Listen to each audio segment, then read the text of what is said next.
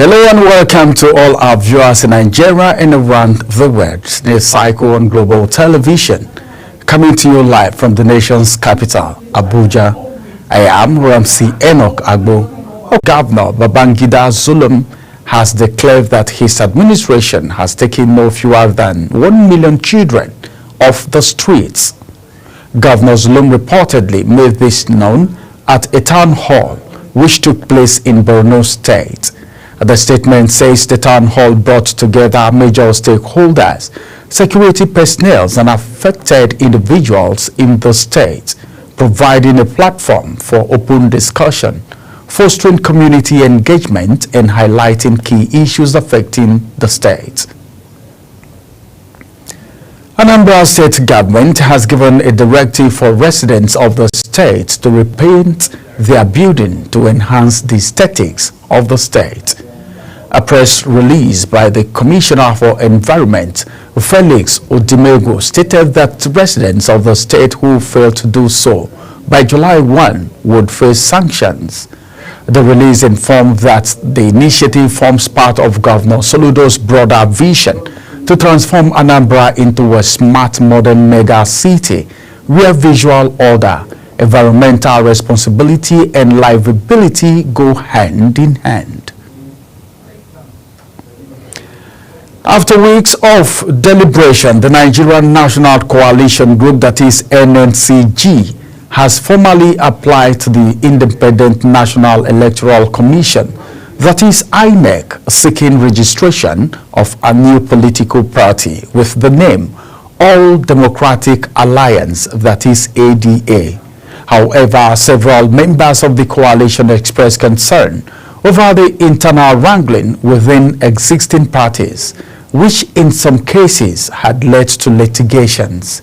The coalition subsequently set up a committee to also consider the option of registering a completely new platform where all members will start on equal footing in terms of membership. The committee, which was headed by former Rivers State Governor Rotimi Amechi, submitted its report about a week ago with a recommendation in favor of registering a new party.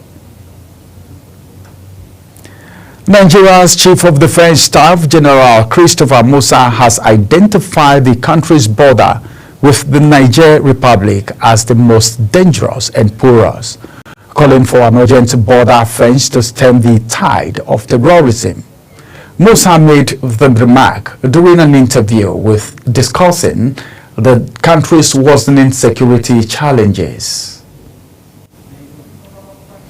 You're watching the live broadcast of News Cycle. When News Cycle return, NBA star Durant buys minority stake in PSG. Details coming shortly, plus business and foreign stories on the other side of this break. Stay with us.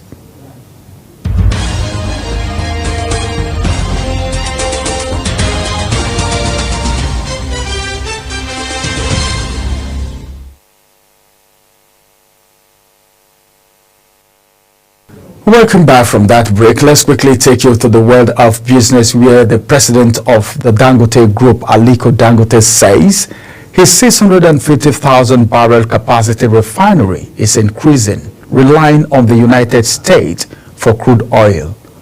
This came as findings show that the Dangote Petroleum Refinery is projected to import a total of 17.65 million barrels of crude oil between April and July 2025, beginning with about 3.65 million barrels already delivered in the past 2 months amid ongoing allocation under the federal government's Naira for Crude policy. Dangote informed the technical committee of the one-stop shop for the sale of crude and refined products in Naira initiative that the refinery was still battling with crude shortages, which had led to a result to import from the United States. In Nigeria's overlooked farming community, Bambaran Alkali says the farmers need elected officers to pioneer the affairs of the agriculturists. We held an executive meeting of the association in order to put our heads together and ensure that we organize this election in a very peaceful manner. The President-elect National Bambara Nut Producers Processor craft workable solution to different farmers' policy. The National Secretary of NABAMAN, Alexander Eze, says Bambara nut has economic importance, therefore the need to give it more publicity. Because of this economic importance, this research will deep. Publicity will go viral to all Nigerians so that they will know more about Bambara and what it needs for sustainability and for improved nutritional value in their food chain. Bambara nut is one agricultural product that can be used to produce different types of food in Nigeria. Therefore, farming it in large quantity can reduce hunger and economic hardship faced by Nigerians. Ramsey Enoch Agbo reporting for Global TV. Yes, Nigeria will continue to enjoy duty-free access on 99% of total goods exported to the UK market under the Developing Countries Trading Scheme. This was disclosed in a statement from the British High Commission Communications Office. The Developing Countries Trading Scheme, launched in June 2023, allows Nigeria and 36 other African countries to export over 3,000 products duty-free or at reduced tariff to the UK, thus supporting Nigeria businesses to grow and become more competitive globally. President Bola Tinubu has officially commissioned the newly constructed Collector Road CN2 from Ateria Round. Stakeholders in the hospitality and tourism sector. While commissioning the center, the Deputy Speaker Benjamin Kalu commended the minister and urged the FCT residents to see the road as theirs and protect it. This is your road. Residents of Mabushi, residents of Kadangwe, surrounding areas. This is your road. Protect it while you use it. Preserve it while you use it. The FCT Minister Nyesom Wike emphasized on the importance of tax payments in order to move the Federal Capital Territory forward. Increase. So, if we only depend on 1% of what the federal government gets every month, it means that we can win the salary, not to talk about carrying out extra fund. And that's why we're very aggressive to say, you cannot be enjoying this free of charge. You have to pay. The reconstructed road is expected to boost economic infrastructure, create jobs, and serve as a revenue-generating asset for the FCT administration. With this commissioning, Abuja reclaims its place as a top destination for development in Africa. Godwin Sunday, reporting for Global Television News. The Nigerian Senate has defended the significant increase in the 2025 Rivers State budget, describing the adjustment as necessary, people-oriented, and aligned with sustaining peace and development under the ongoing emergency administration. Here is Uye Agbamafuigbe's report. Rivers State Sole Administrator Vice Admiral Ibok Ete Ibas presented a revised budget of 1.846 trillion naira to the Senate Ad Hoc Committee on Oversight, an increase of 360 billion naira from the initial estimate of 1.486 trillion naira submitted by President Bola Tinubu. The total expenditure plan for 2025, like I stated earlier, is 1.80 trillion naira as submitted to Mr. President. However, after receipt of the additional information on the first quarter expenditure, the reviewed projected expenditure for 2025 is 1.846 trillion naira. Senate Leader Okpeyemi Bamidele emphasized that about 85% of the budget had been drafted by the previous administration before the emergency rule, with revisions reflecting new priorities in the infrastructure and public welfare. At least 85% of the budget estimate presented to us today. In town of San Marcos, European powers hope to offer a diplomatic solution as they met with Iran in Geneva on Friday.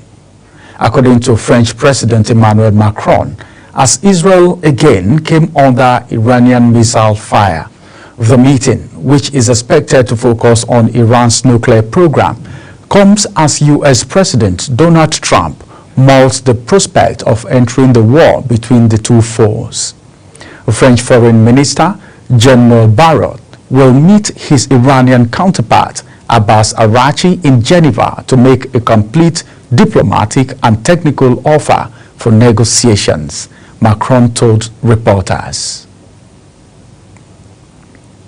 The White House says Iran could produce a nuclear weapon in a couple of weeks. U.S. President Donald Trump is debating whether to take military action against the Islamic Republic. Uyi Agbamafuegbe reports. Secretary Caroline Leavitt told reporters that once given the go-ahead from Iran's supreme leader Ayatollah Ali Khamenei, Tehran only needs a few weeks to develop nuclear weapons. Let's be very clear.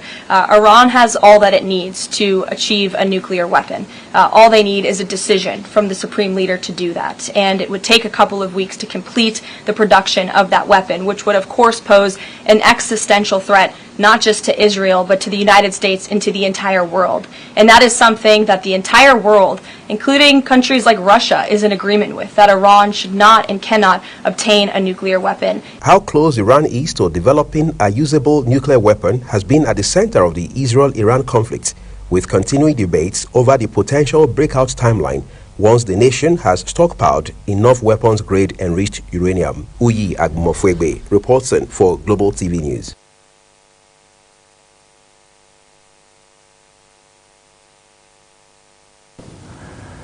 Let's get to the world of sport, where the Lagos State government distributed various sport equipment to 1,664 public schools in the state as a way of shaping the sporting ability of the students. The donation was facilitated by the Lagos State Sports Trust Fund, with a total of 1,020 primary schools and 644 secondary schools from the 6 education districts and the 20 local government education authorities of the state receiving the equipment.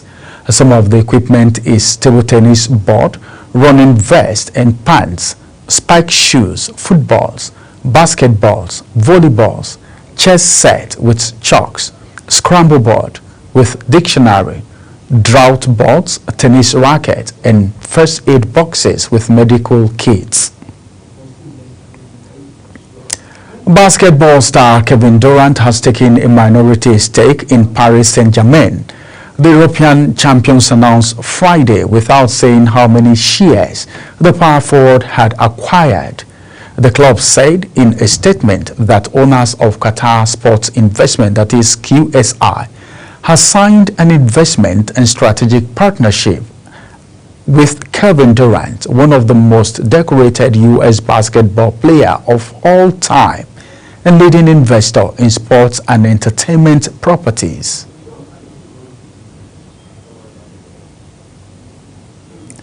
That's it on Global TV News Cycle. A quick reminder that Global TV is on DSTV channel 365 and Star Times channel 276. Kindly follow us across